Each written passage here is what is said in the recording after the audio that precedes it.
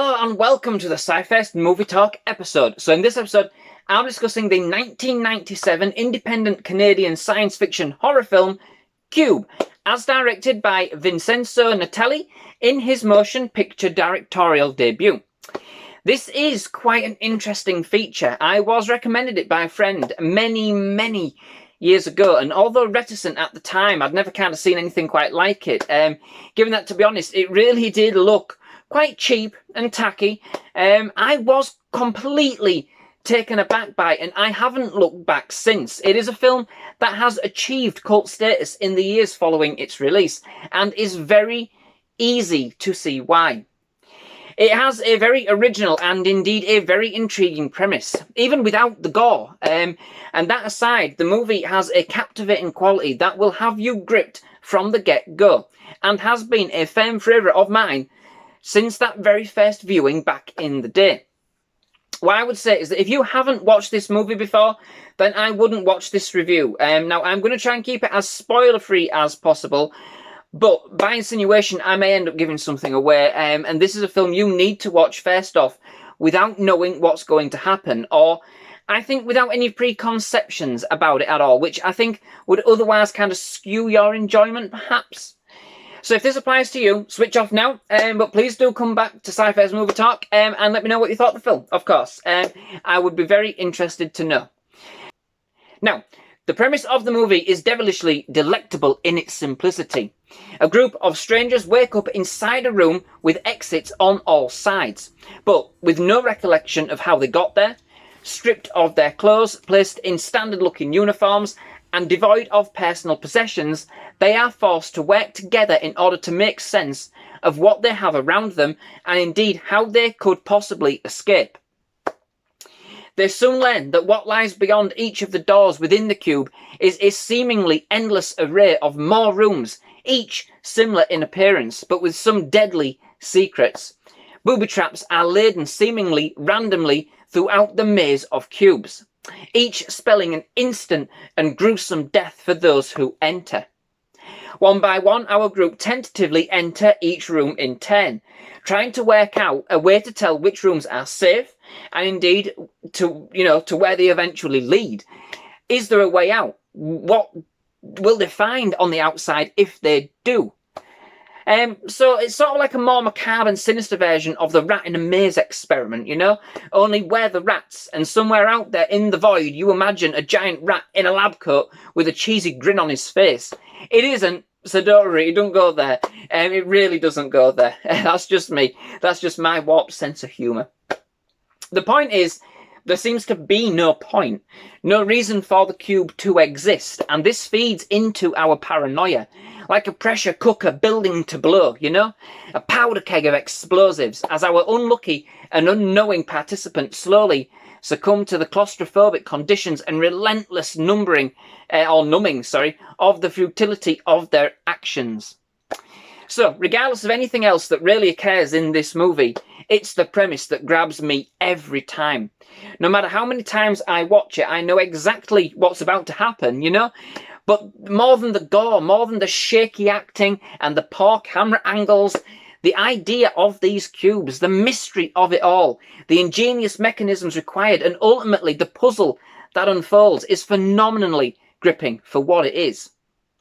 Its beauty, is both within its simplicity and its complexity at the same time. Now, I know that's confusing, but bear with me. The premise is sublimely simple. It's a standard mystery box traps affair, People are stranded in an unknown place and have to find a way out. We have seen this before, for sure, so many times, but it's the way it's done which adds that captivating quality. Its complexity.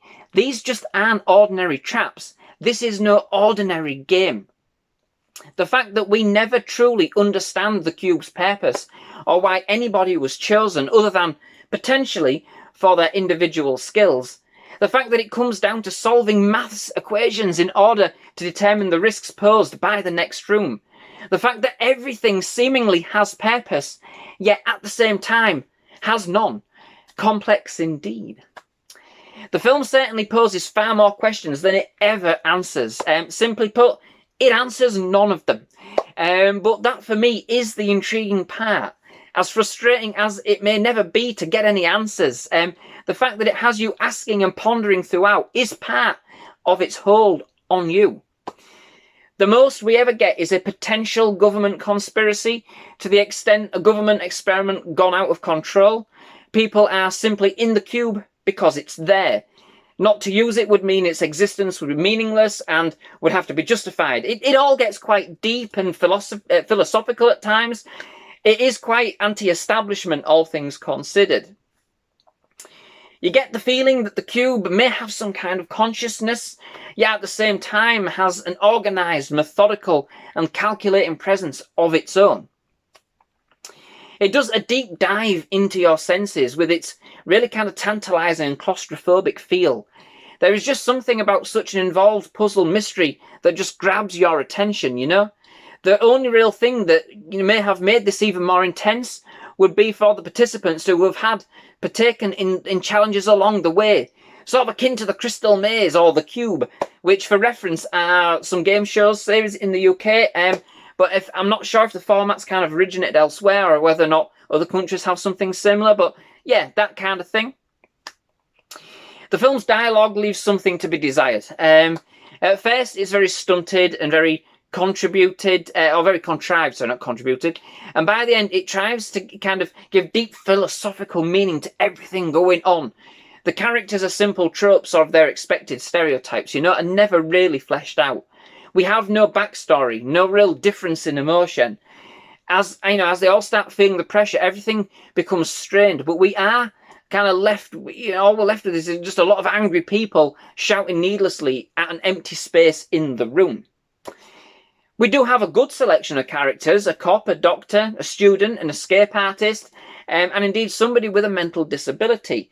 There is a Rain Man moment in the movie which is absolutely fantastic, especially given since this character was immediately dismissed as a liability. More fool them. But our connection with all bar a couple is somewhat limited, you know, and I just don't think that they were all used to the full effect that they could have been. The cinematography is also quite choppy in places, and again, I just don't think it was used with the same dramatic effect that the premise of the film has. The set design is, however, quite robust, and I mean, it's a cube, not much there. But each room is set up slightly different from the last, with quite intricate detailing on the walls, different colours, and, of course, the traps. There is also some nice detailing for the puzzle itself, which kind of boils down to a head-scratching maths problem, which, again, I like as a nice twist from the norm. The maths might give anybody a headache if they try and solve it for themselves.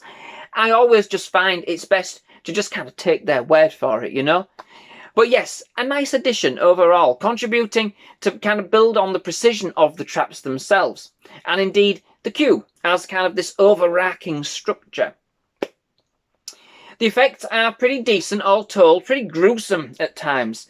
Given that this is a kind of an independent production and indeed a 90s film, they have spent some time at least getting the traps just so and haven't really overcooked the CGI.